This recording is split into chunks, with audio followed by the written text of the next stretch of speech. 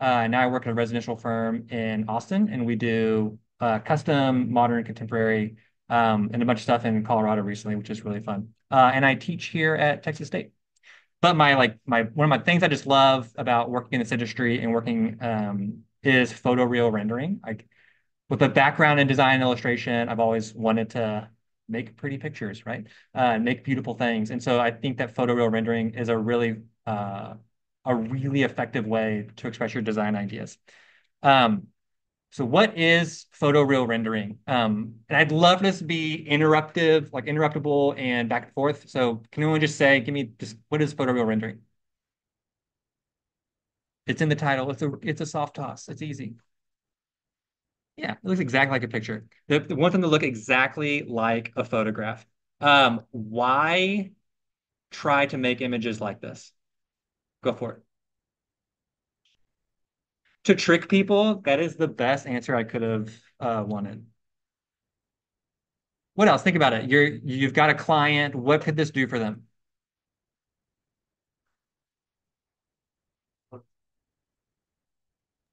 That is a very powerful statement. Yeah, I totally agree. I would say there's three reasons. That's one of them. Like you are testing is in your head against what could happen in reality. If you think the light is going to move in a certain way, or you think that this material will react in a certain way, well, you don't have to guess. You can prove it with these programs. And then, yes, like John said, this can help your like client. If you're trying to sell an idea, what better way than to show them exactly what it will be like? And then the third thing, and this is just all of us as artists and designers, you can bring your ideas to life. You can make them real. The secret to photoreal renders is not so much of a secret. It's not going? Okay, thanks for telling me. Doo-doo-doo.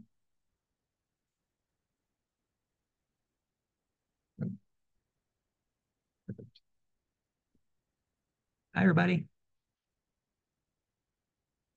Okay, now we should be going.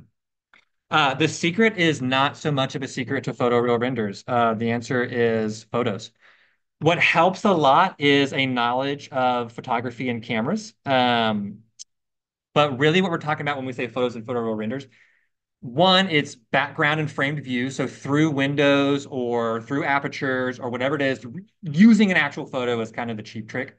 But really what it is it's real life textures on well-modeled objects. And I believe in that sentence a lot.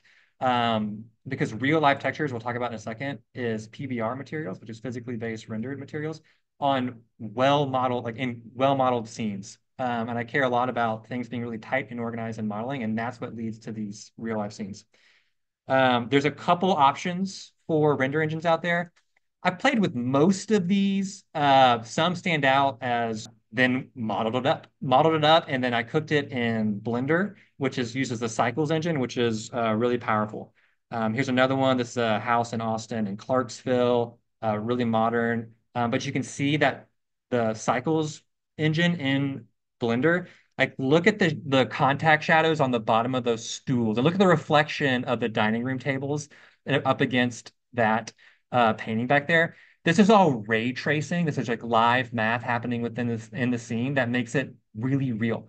And I'm going to show you how to use that in Enscape and D5 here in a second. I just want to show you what you can do. Here's a house in Colorado that we did. And I like to show this one because it's got a light source coming in from the valley on the right and then also this light well on the top left. So you could say, we want to sell to the client, oh, we're gonna like have this light chimney, this light well that brings in a bunch of really soft light while you're cooking, and these people really want to cook.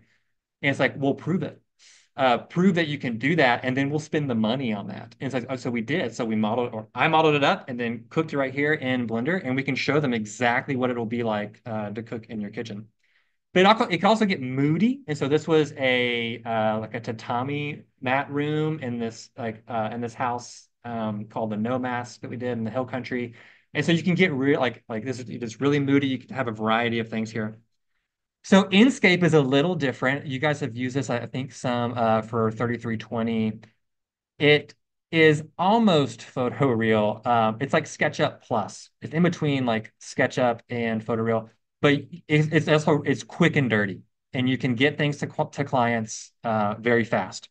Here's that same room from the other angle. I just want to point out the bowl on the coffee table for Enscape and just adjusting a couple sliders. That's pretty good to show to a client. Here's how the light's going to come in. Oh, and then just back to this image. This is another view exactly from where the house is going to be of the Sangre de Cristo Range in Colorado. And we had this house with three volumes, and we wanted to say each volume will point towards and have its own unique view. And it's, once again, prove it. So we did. And we took a shot here, and then we did in each of the bedrooms. I don't think I have it. Yeah, I have a bedroom shot right here. This is the same shot, but just a different style of a room for that one. But this is angled to the right, and we're showing the client, this is your primary bedroom. This is what you can like, this is it. And it was fun for us to test what we thought it would look like. One of the ones that we're going to go in today is D5, and this is another one I did in D5. And I think that I think D5 is the answer. That's kind of the TLDR for this workshop, and that you should be spending time. It's free for you as a student. It's very cheap just after graduation. And we're going to go through how to make this image. This is what the files are for. And if you didn't get the files, we can just follow along. We can get them after. We're going to keep rolling. So choosing a render engine is you wanted to pick one that fits your design objectives. And so I would say be curious, poke around in different ones, and take advantage of being a student when things are free. Um, yeah, we talked about this. Those are more advanced, easier ones. And by easier, I mean sliders. You have less con you're trading control for time with Twinmotion, D5, and Enscape, but D5 gives you the best results. I talked about this, Enscape. It's easy to learn, produces, I'd say, pleasant results, and the concepts are transferable across engines. But D5 is designed for plug and play. It produces crisp photoreal results. It uses real-time ray tracing. And essentially, it's one of the newer ones on the scene. And I think it learned from everyone else how to do a render engine for everybody. We'll get into that. Okay, how do we do it? It starts with a solid design concept, and then always sketch a perspective that you want to have for your render. Composition is going to play a huge role in this. So here's a couple of sketches that I've done over the years to plot out what is some image going to be that I want to render out. You got to be thinking a sketch. For a designer, drawing is thinking, and you can think more the more you draw. You can think better the more you draw. We're not going to get to this in this workshop, but good dimension line work, things to scale, the real deal in AutoCAD. But we're going to skip that for this. Okay, the 5 steps of rendering. Modeling. Good modeling skills are crucial. You guys have got to do this exactly as it's going to be. One of the things that kills photoreal renders is bad modeling because like for instance, corners. The world is more rounded in the corners than you think. Like this column right here is not a crisp. Does not actual 90. It's rounded a little bit. Those shadows are going to play out. Like look at the shadow. Look at the corners of the room. There's contact shadows that are making that darker than everything else. And then even right here, we've got this fluorescent light like this casting down on this wall differently. That's creating contact shadows up there. Like the world is bathed in a lot of different types of light, and we need to model it accurately. I use SketchUp. What do you guys use?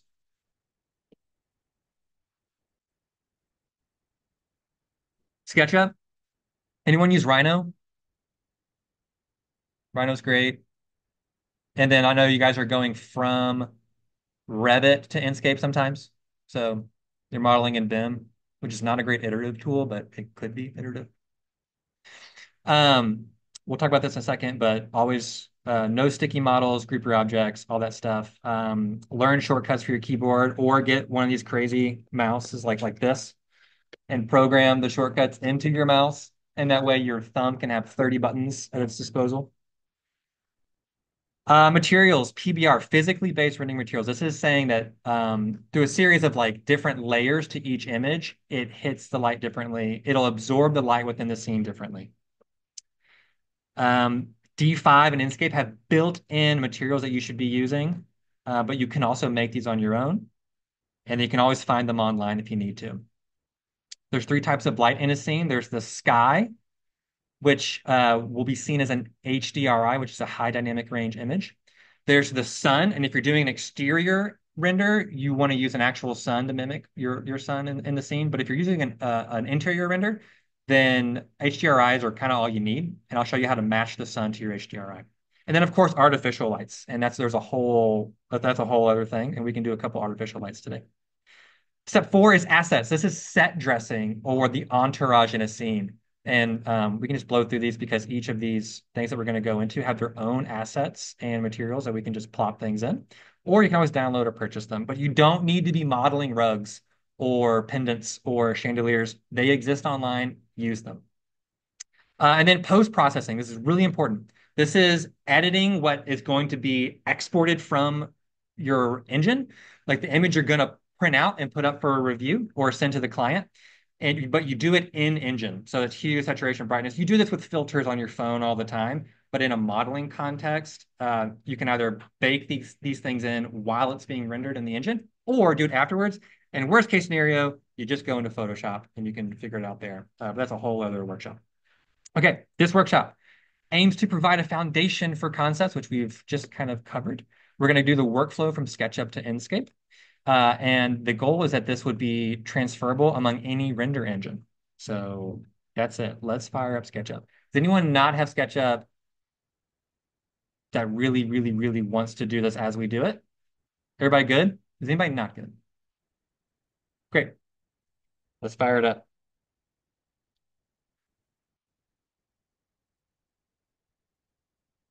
Grab it. Okay. Okay, so if you guys can open up the workshop scene student painted, I'm gonna tell you why this is the way that it is.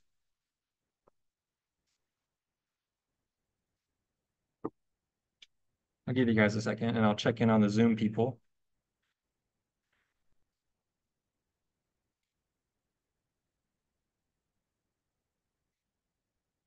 Yes, of course. Sorry about that, Zoom people.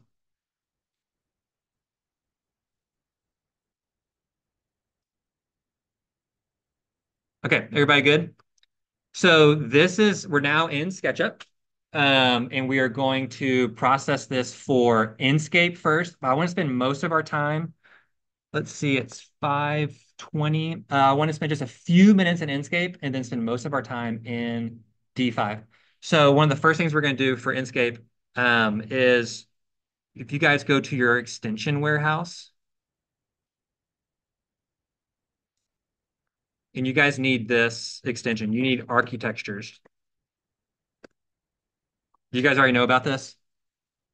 Yeah, okay, you got architectures. You got to have this. This has like really good free assets and materials to apply. So what we're going to do is we're just going to follow the steps from what we had talked about. So now assume that we have modeled this. And one of the things about modeling is everything needs to be grouped and everything needs to attach just right. Otherwise, we're going to have light filtering in where we don't want it. And I've painted everything because D5, you can't have blank. You need to have placeholder materials in for it. But let's just do um, Inkscape first. So let's go in and let's pick a polished concrete. And you're going to import that into your scene from architectures. And if you don't have architectures, that's okay.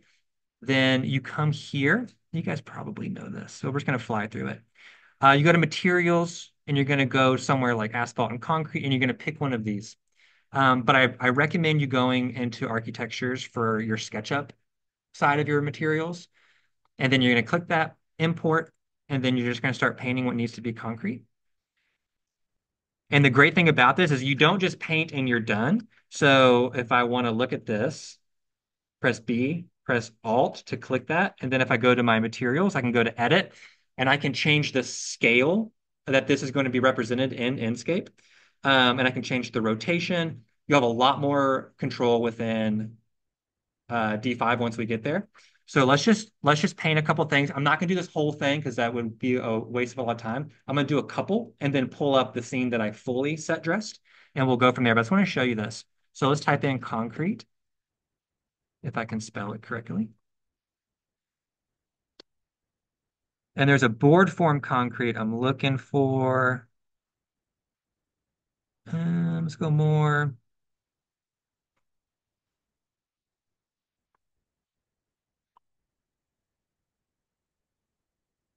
Yeah, board mark concrete. Import, and then I'm just gonna paint my fireplace here and paint all sides of it.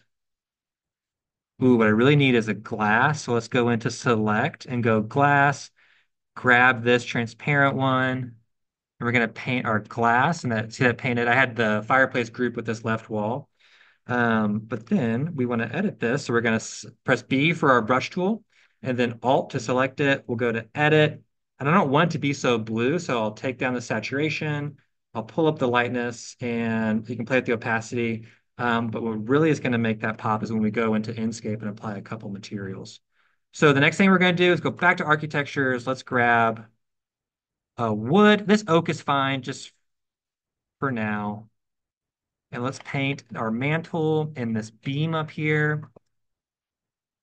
Let's grab a metal real quick because that red frame is killing me. This zinc is good. Oop, didn't load it.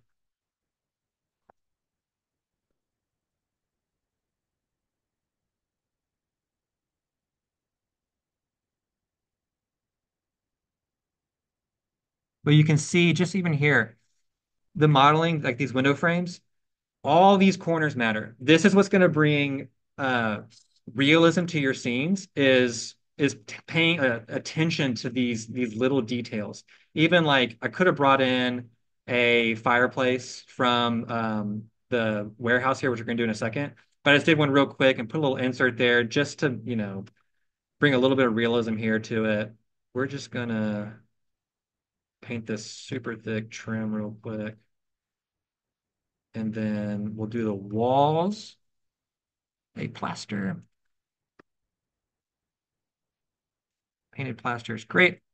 It just has to be something for D5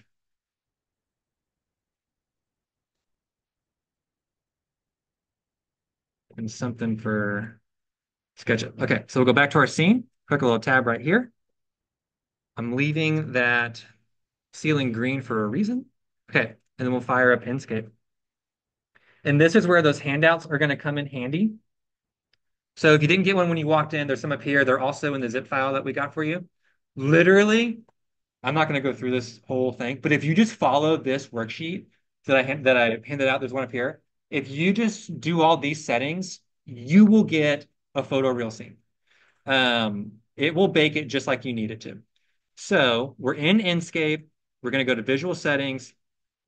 I'm going to increase my field of view because it is really blown out right there. Um, and automatically we're in Enscape and it looks like a scene, but we haven't done anything to it, so it's not going to have any pizzazz. But look at that board from concrete on the fireplace. Not bad. Not bad for like clicking a couple of clicks within architectures and then applying that. But we're gonna take this to the next level. So we're gonna go to visual settings. Actually, what we're gonna do is confirm our sun first. Let's go back to SketchUp and make sure that our shadows are set to, what did we say?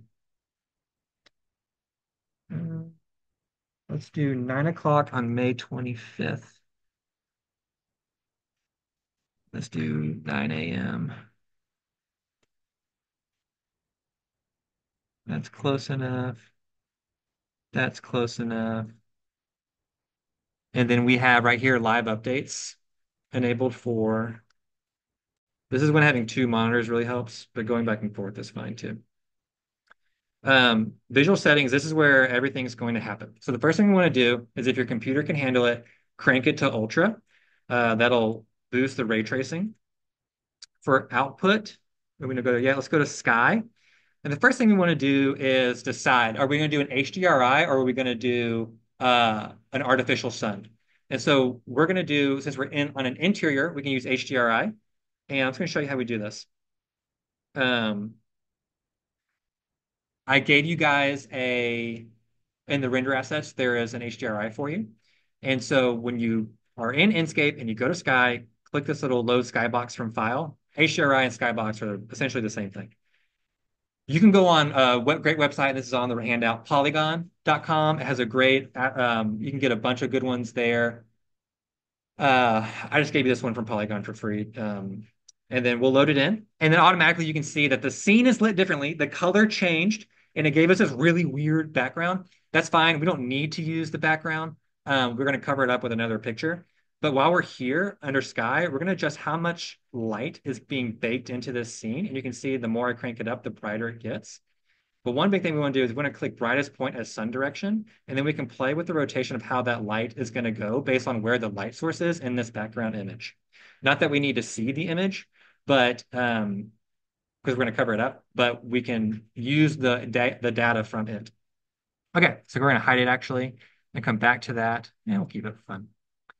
One of the things that blows out Inkscape the most is exposure, so we're going to disable auto exposure and then manually adjust this ourselves so we can figure out how we want this just right.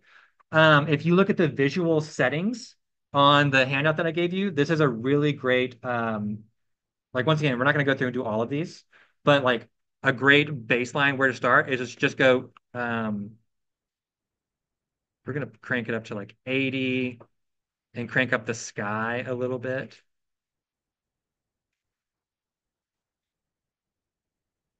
See, it's a dance. Um, your sun brightness and your exposure and the HDRI, it's all in this dance, and you're trying to figure out where are the right levels. And what I put on this sheet is what you're going to want to follow. It's just a nice little cheat sheet for you. We can do our highlights down, our shadows. We can mess with all this in a second. Let's apply some textures through Inkscape. So we're going to Inkscape Material Library. We're back in SketchUp, and let's change that ceiling. Let's go to wood. Just for example's sake, we'll take this one. Double click or import selection. And then we can paint it just like we did with architectures. But I wanted to point out what's happening within Inkscape because there's a really good library here. It's the same thing as architectures. You just have a little bit different control.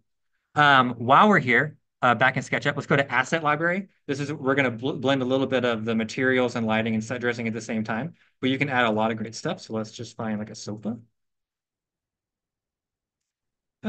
Sure. Let's do let's do this. Why not?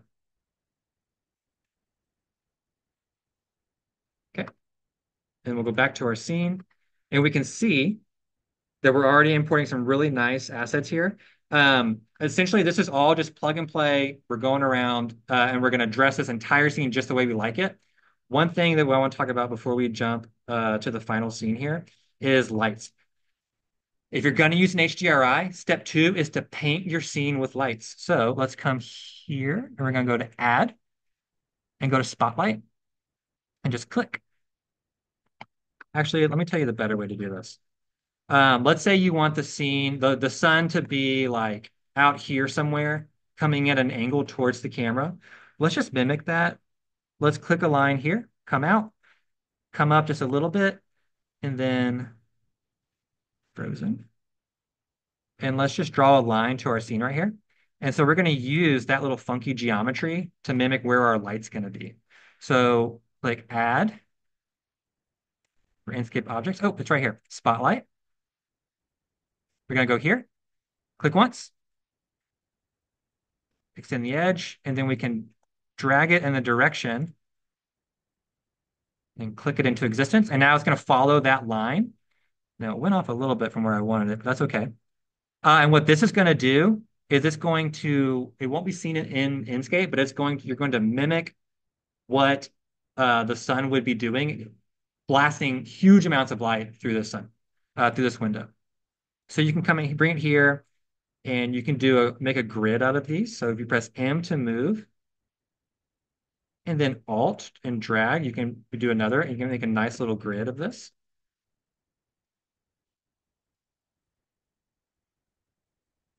And so if we hit update, so we're just going to paint with light. If I go back into Inkscape, oh, let's go back to my angle.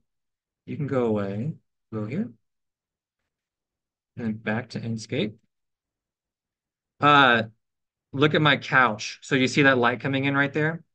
The shadow that's casting. Zoom is in my way. Um, Once we start making this scene more complex, we can then start casting real shadows into here that we have control over, and we just start painting with light. So I'm going to get out of this now. Before I get out, any questions on Inkscape? And I'm going to show you what this looks like in the real thing. Cool. Close Inkscape.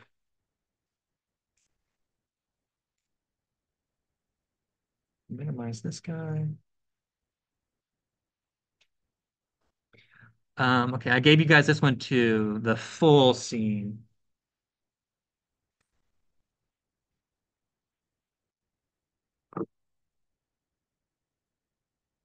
Oh, it's already open.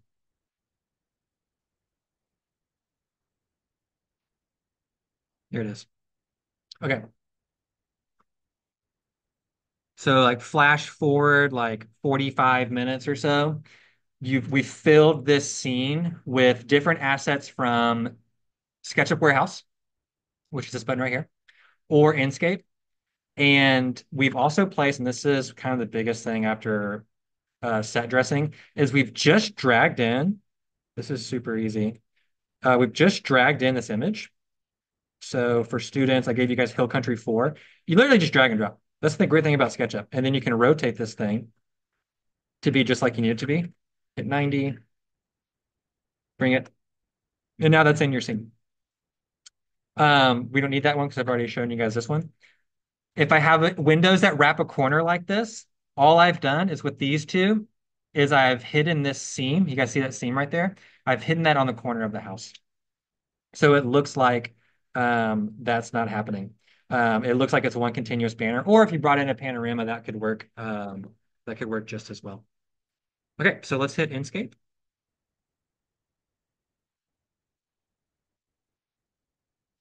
And all I've done here to get to that final rendered image that I sent you guys in the email and posted on like on the flyer and stuff, and it was in the announcements, is I just went through and followed the worksheet, the cheat sheet that I gave you. Follow the cheat sheet after placing all of those assets and materials just like they need to be in real life. That's just a lot of finessing. And then you will get that final image. So automatically, so my son's a little off. Something happened before, like in between. Um, so let's see what my son is doing. Okay, so brightest point is sun direction. So if I move the HDRI around, it's moving that sun. And I think my lights are gone from Inkscape, but that's okay. Um, Sun brightness, 38. Let's see 30, see what it does. Highlights, no auto contrast. You don't need motion blur or lens flare. Bloom is when like your light source is hitting a material, a PBR material, and it's blooming. That's the best way to say it, is that it has a softness that's coming off of it. Your vignette is going to be this um, like your eyeballs closing on the scene right here. So you don't want to do that too much. You don't want to overdo it. 15 is a good number for that. And chromatic aberration, you really don't need this. This is like trying to mimic photography where essentially the RGB values at the edge of the scene start to bleed everywhere. And we don't really need to do that. One big thing I do want to mention for any render engine, one way to color grade that's going to help no matter what is to drop your saturation a smidge, like 15 to 25% max. And so I've dropped it. Center here was at 100. I dropped it 40%. 1200. It's just kind of an automatic, let's help everything out. It's some easy color grading. Okay, I want to hop into D5, but let me show you how this scene bakes out. And once again, if you just follow the cheat sheet I gave you, this is what that'll end up looking like. Not bad. Not bad at all. Any questions before moving to D5? Nope. Cool. Sweet. We'll go on to D5 and let you guys get after it. Okay, let's go. Open up D5. Did everybody get a chance to download D5? Raise your hands. Who had not heard of D5 before this workshop? Yeah, I got some converts coming.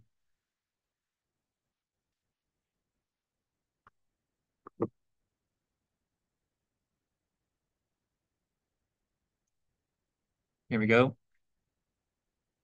Okay, so you open D5. We're going to go to New Scene. D5 uses live ray tracing throughout the whole thing. So it's a little heavy. It's a little harder on your computer. But I think what most of you guys are going to have now are going to be just fine, unless you bought your laptop like 4 or 5 years ago. So it should be just fine. Okay. Remember that SketchUp scene that had all the weird colors on it? It was painted. If you bring in a SketchUp file to D5 that doesn't have materials assigned to it, you can't apply individual materials. So that's why we took this scene. Yeah, this scene, but we painted it a little bit with all these really weird colors on it. It doesn't matter what they are. They don't need to be specific because we're going to paint them here. So at the top left, you have import, and we're going to workshop painted. If you look over here on the left, it's just going to load. We'll give it a second.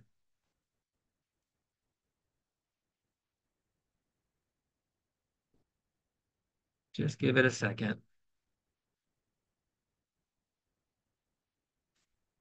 Okay, 90%. All right, boom, we got it. So we're going to click it now that it's there. And then now we can drag and drop it wherever we want. We're going to put it right there. You can choose how you want to fly around in D5. And right now it is in orbit mode, but I'm just going to go to fly mode real quick. And this will treat it like a video game where your WASD and QE are going to move you around. So if I just hit W, I can fly to right here. I right click to rotate where I want to be. I hit Q or E to go down a little bit. And I'm just going to mimic that camera that I had in SketchUp. I'm using my ridge beam up there to orient. That's pretty good. That's better. Okay, so what you're going to do here is go up to create new scene, and this is really important. So hit create new scene. And if we ever want to come back to this shot, so let's say I fly around, we come back to this right here, click it once, it'll bring us back. But it's not just going to reorient us like it does in SketchUp. It's going to reset every visual setting that you have made a decision on. So you want to hit this little refresh button here a lot. That is update scene. You're really going to want to hit that as many times as you can remember so that you don't mess things up. Okay, first thing we're going to do is just get some light in the scene so we can see what's going on. So we're going to hit M for material library, and we're going to go to glass, and we're going to find normal glass. Where are you, normal glass?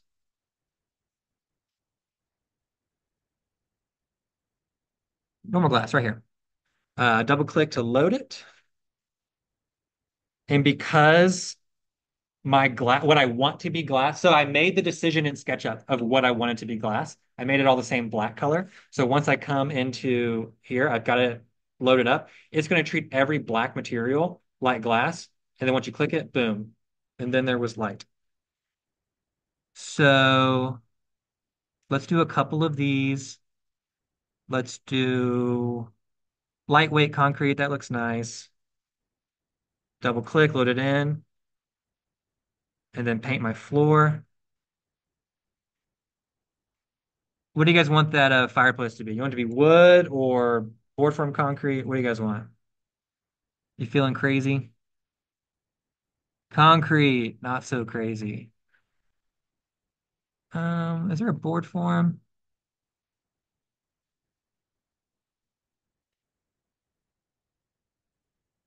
I don't know where one is. Should be under favorites. Nope. We'll just do this CMU for a second. We'll come in, we'll paint it right there. Let's find a wood, and then we're gonna move into some effects here in a second, but I just want to show you guys this. It's very similar to Enscape. Once again, all the concepts are the same here. Um, I'm not going to bore you guys with doing this whole thing again. I just want to get some of the bare essentials in. Let's do this matte metal. Change my red frames.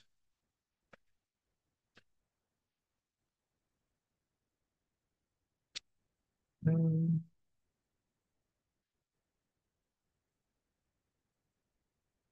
Let's do for the ceiling. Sure. Why not?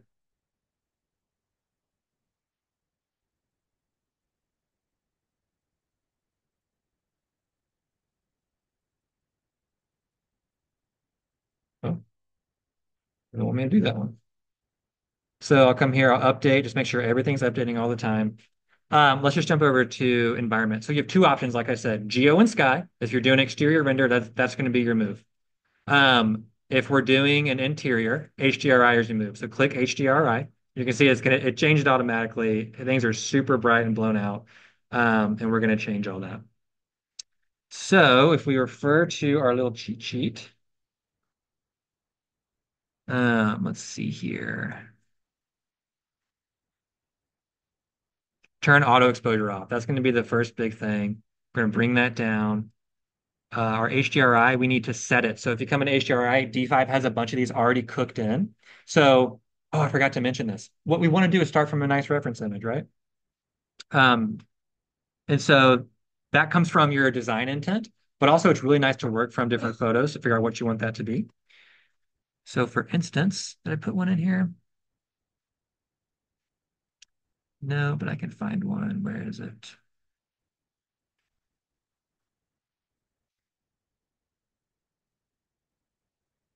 Reference, main reference. So here was kind of the reference for this. This is a lot, the tones in this, especially on the projector, are a lot more red than I ended them out to be. But what I'm looking for in this scene is these soft shadows coming in on the chair. And then a lot of depth based off of this corner of this light coming in behind the chimney. And then some things happening. Like I can see a lot of the ripples in this couch. This is a render, just a really nice render. So we're trying to figure out what we want our scene to look like, and we're coming from there. So I'm gonna choose like a cloudy HDRI. Boom, change that. That made it a million times better. Now if we click sun, uh, what it automatically wants to do in D5, which is really smart, is that once your sun that you add to your HDRI, it'll follow it automatically. Now you can change that rotation if you want, but you can just come here with this follow HDRI, and if you rotate the HDRI, it'll rotate with it. So we can mimic that light that we were going. So like just 200 sounds good. Let's do 200. And then we can crank down the intensity of this by hitting light. Oh, that's from HDRI. Light intensity is already at a 1. We'll go 0.5. I would crank for a nice soft shadowed interior. I would change your sun disk radius to 10. That's as max that it can be. Caustics, this is how light interplays with glass. And if you have like a really nice close up on like some vases next to like a windowsill, it'll bake. It's kind of like when you're underwater looking up or looking down through water on the bottom of the pool. All of those weird lines, that is how the math plays out through glass in this. Um, okay, we are running out of time, so I'm just going to do 3 more minutes of playing around with this and then show you the final scene and how we can get around in there. Assets. Oh, you know what I need to do? Update scene. Otherwise, we're going to lose all this. So if we go to assets, we can come up to model, and there's a lot of good stuff in D5. They have all these people, which are like really good models, which is a game changer. But let's just search for like a chair. And these aren't the chairs that I picked for my final thing, but I just want to show you how this works. And these will do.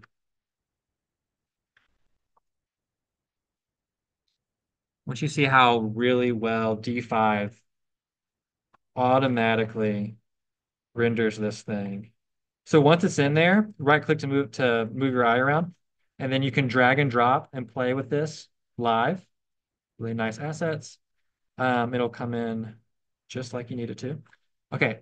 Really cool thing about D5, assets. I'm just going to drop in.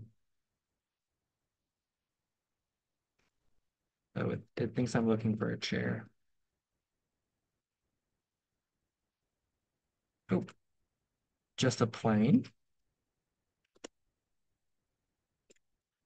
If I drop this plane in and just leave it right here, if I drop this just below the floor, you can see how much my scene just wants to light up because it's bouncing that light from outside to in. That's how good the ray tracing is. So that's a nice little trick.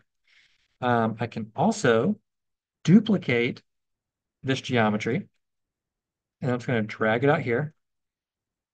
And guys, check this out. This is so fun. So if I come up here to assets and I go to scatter, and I want to scatter grass, like make outside grass, go to wildland grass, click this, apply it to this plane, create scatter area.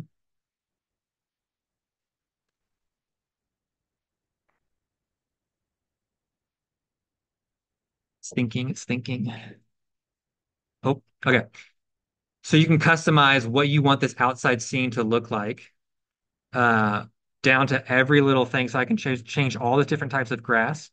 And you can get really particular with anything that you want. So if you want to scatter something inside of one of your scenes, not grass per se, but if you had a planter, or if you want to scatter some toys or make a rug inside, or if you have like a stadium or a big hotel lobby and you're trying to figure out where tables and things are, you can choose tables and chairs and scatter them in an orderly fashion. And it's just a really powerful, powerful tool. So that's a little high for our scene. So we'll move that down, move the plane down. We can just hide it for now, come back to here, and hide this guy. Okay, last things to talk about. Oh, he wants to be there. You can add trees as well. Okay, any questions before I get out of this and fire up the final thing? I think it'll be easier. Nope. Okay, here we go.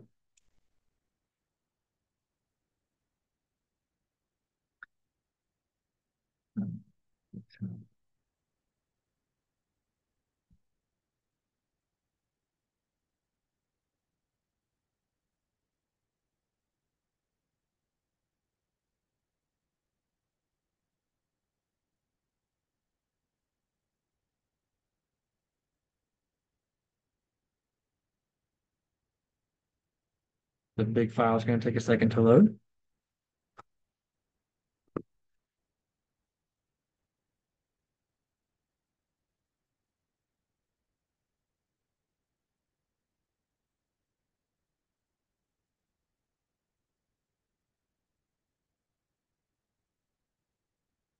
There we go.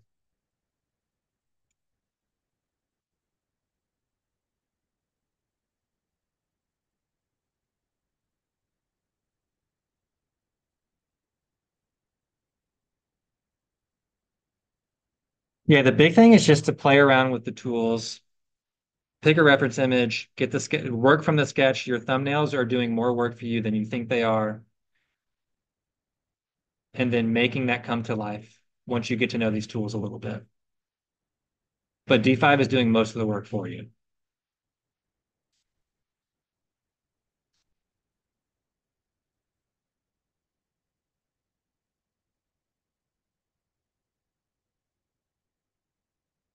Come on. Okay. So after all that I was just doing and playing around in there, once again, fast forward, 30, 45 minutes or an hour. Uh, this is what we're working with inside D5. So some of these assets came from SketchUp in the SketchUp warehouse. And then some of these are coming from D5. So the biggest thing is that our HDRI is set. Um, I have given you all these values in the handout. So this is your cheat sheet. Like you can make this photo, you can make this scene. Uh, like there's no reason to like overthink these things. Once you get the slide, like figure out what's what feels good, what you're going for, um, you'll start to be able to do this and replicate this on your own. But I think it's really important to see how it works um, live, at least just this one time, and then give you the values you need to make the scene happen on your own. So I did do some scatter assets on the outside, did some trees. Let's fly. We're gonna go up. Oh, no, up. So the trees, I'm using these trees. So I told you guys about like painting with light and putting those areas. So here's an area light right here from D5. And I wanted so I wanted most of the light to come in from the corner window here, but I also didn't want this couch to be totally in the dark. So watch if I turn it off. Oh, it's still gonna bake it in there. Oh no, it did a little bit. Um, I want to paint this scene from the outside a little bit using different lights. And then I also want to paint with shadows. So like right here on this rug, and coming over like on this side of the couch right there, I didn't want that corner of that couch to be blown out. So I put a tree there. And once you put a tree here, let's fly up. Sorry if this is nauseating. The sun from the scene is casting just on here, just so that it's like you're making it up. I don't really need that tree to be there in real life, but I want its shadows. And so I can make that happen just like right here. These really nice cactus assets came from the D5 store. This painting came from Sketchup Warehouse, but this painting came from D5. Materials. Let's come in here real quick. This is really great. So I use I to pick it. And then once I pick it, come over to my inspector. This is really important. The PBR I was talking about, the physically based rendering, this is where that comes into play. These are your maps, which is just your layers of the photo that are making, well, let's go to the concrete. I think that'll be a better example. If we pick the concrete, we can, okay, he's gonna go down. We can change the way that this concrete is going to absorb, bounce, and reflect light based on the values that we give it here. So if I boost the specular up to one, like it'll be a lot shinier and glossier. That's what specular is referring to. If I increase the roughness up to one, it's going to absorb more light and be a denser, thicker thing, which honestly concrete does. So you need to be thinking about what does this material act like? What is its materiality? And that is going to be different for every single thing. They're going to be baked in like they're supposed to be in real life. Um, but it's up to you how you want that to play out. Um, okay, post processing. Okay, D5 is a little crazy. I can change all the things I was telling you about, like bloom and hue and saturation. You can do that in engine right here from your effect tab. It has D5 has what's called lookup tables, which is color grading. So you ever notice how movies feel a different way? You know, like the Joker movies are going to feel a lot different than certain Marvel movies or whatever. So D5 has color grading baked in automatically. So you can come in and while you're still working on the image, choose different lookup tables and change the scene, change the mood of the scene with one click. Oh, let me boost the intensity up on each of these to one so you can see so it's going to grayscale the whole thing.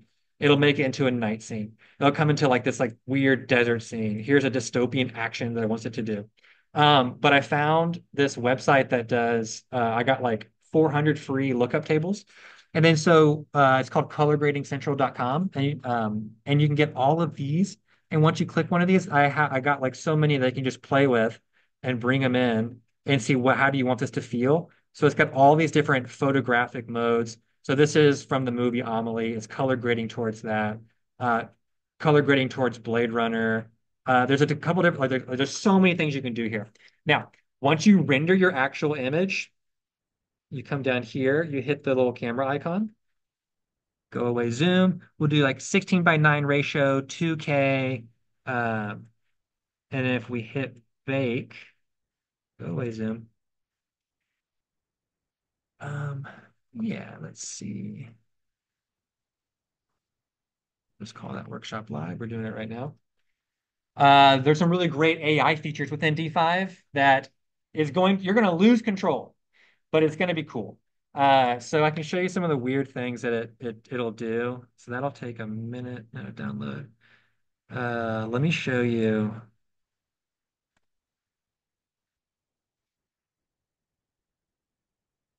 which one of these it did. Yeah, so I've shown you what the final image looked like. It was like this is the final thing I would send to a client. I'd be like, this is your living room. But then D5 has some fun AI features, and this is what it wanted to do to my image. Like, okay, the color grading is awesome. Like it really like made it something really special and took it to the next level. But I lost control. Look at my fireplace. It's like some weird dystopian vein marble that I lost. The background. So there's some like websites called like Krea that can do this online for free. And essentially all these AI post processors are wanting to do is take the normal map of your materials and swirl them and amplify them and mess with the contrast of them. So I just want to expose you to D5 has functions for your color grading that could be really good, but watch out. It's gonna like it killed my cactus. And I worked really hard to keep that cactus alive for so long. And it killed this one over here too. Like, why? Why D5? But look at the plants outside. It's not bad. This is new functionality that essentially is gimmicky. Like look, I did to my firewood. I made sculptures out of them. As a designer, I don't think this is super effective because you're giving up control of your design intent to the robots. And that's just not what we're trying to do. We're trying to have control of the programs to bring our ideas to life. But I wanted to show you that. I think this will get better within D5. Um, but once you, yeah, AI post processing. So once you render your image within here, then you can come in and start messing with all the color grading after that. It is 6 o'clock. Thank you so much for being here. I know that was a fire hose, but I hope that you have seen how it works. You've seen how, like, to make a photoreal image, you now know how to get from SketchUp to Enscape and D5. And you've got these two great cheat sheets that are going to be nice little handrails for you when you go make your images for your final projects. I'm going to stick around for questions, but by no means do you need to stick around. Thank you so much for your time and attention.